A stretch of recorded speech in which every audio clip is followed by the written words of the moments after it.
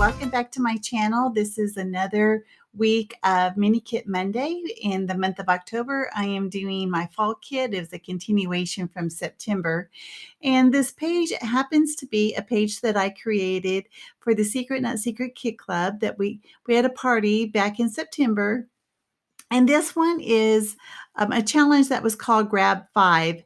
It had to have florals, tags, wood veneer, stripes, and hearts on it.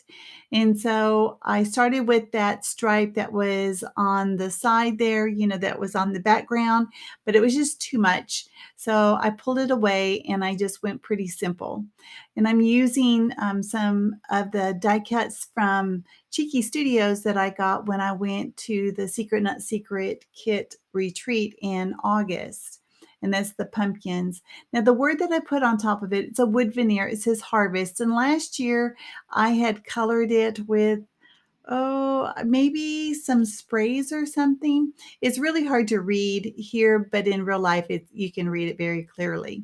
Now, on this tag, I went through my stash and I pulled out flowers from years ago, as well as a button. It's a chipboard button, and this green flower is old as dirt, as well as that leaf. That leaf, I know for sure, was from Basic Gray, and I missed that company already so much.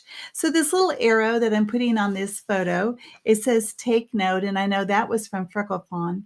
Now this photo in particular I had done in a sepia tone because my daughter's jacket was like a hot pink and purple and blue, and it did not go with the pumpkin patch theme that I was looking for. So by me putting it in sepia, it really helped. I just scanned it into my scanner and I was able to make that adjustment, and I'm so glad that I have the printer that I do that allowed me to do that.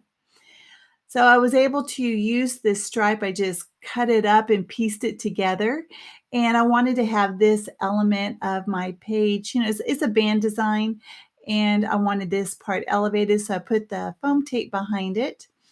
And the wood veneer also adds quite a bit of height to it. And, I'm looking at it thinking it really needed something else. So I felt it was rather plain, even though I had done some splatters in the background. So I put this washi tape, and that's my favorite washi tape so far. I love that it's only 1/4 of an inch.